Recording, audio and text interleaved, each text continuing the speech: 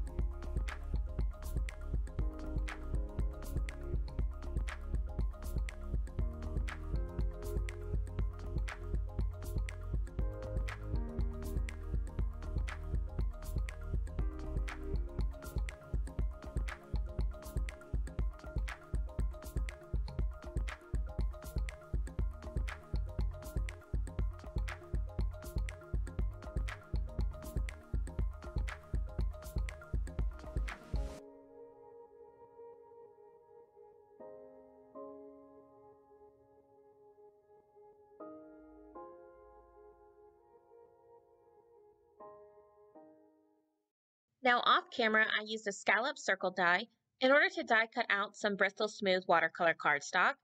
In order to create a nice pattern on my die cut, I'm going to be using the Leafy green stencil, and I'm going to be placing that stencil over my die cut area, temporarily adhering it down using some washi tape, and then I'm going to be ink blending using Sweet Mustard as well as Sunshine ink from Pink Fresh Studios. I'm going to start off with my lighter color, which is the Sunshine, and I'm going to be ink blending in the center of the stencil, extending that color towards the edge of my die cut. And then in order to darken those edges just a little bit, I'll then be coming in with the Sweet Mustard, and I'll be adding that color around the edge. Now once I'm happy, I'm just going to peel that stencil off in order to reveal the pretty pattern, and then I'm going to be stamping out my sentiment, "You've Goat Mail." So cute. I just love punny sentiments.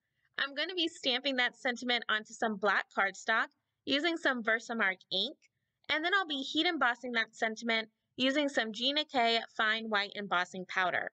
Next, I'm going to start working on assembling everything together, and I'm going to be starting out by adhering my Scallop circle die cut. I'm going to be adhering that down to my background panel, and then I'll be trimming off that little bit of excess that's hanging off the left-hand side using a pair of scissors. And then in order to add some dimension to my card, I have already gone ahead and added a foam sheet to the back of my background panel, and I'll just be adhering that down to a sheet of black cardstock using some liquid adhesive. Now I have already trimmed down that piece of black cardstock to A2 size, which is going to give my card that really nice black border all the way around, since I did end up trimming down my background panel to just slightly smaller than A2 size, which is at 4 by 5 1/4.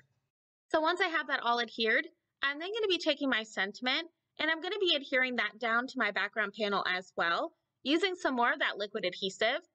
And I'm going to be adhering that sentiment strip down towards the bottom of my circle die cut piece, and that's going to be directly underneath the 3 goats that I colored in earlier. Once I have that all adhered, I'll then be adhering the 3 goats directly above my sentiment over that circle die cut, and I'm just currently holding those in place using some washi tape, but once I get those adhered down, I can just remove that. And then in order to finish off my card for today, I'm going to be scattering a few red clay hearts throughout my background. And once I get each one of those adhered, that's going to complete my You've Got Mail card using the Punny Goat stamp set. I hope that you have all enjoyed my card today, and if you did, make sure to give it a thumbs up down below, as well as subscribe for even more card making ideas. If you're interested in any of the supplies I used today, they will all be listed and linked down below in the description box. And as always, I hope you have a wonderful day. I'll see you next time, and happy crafting!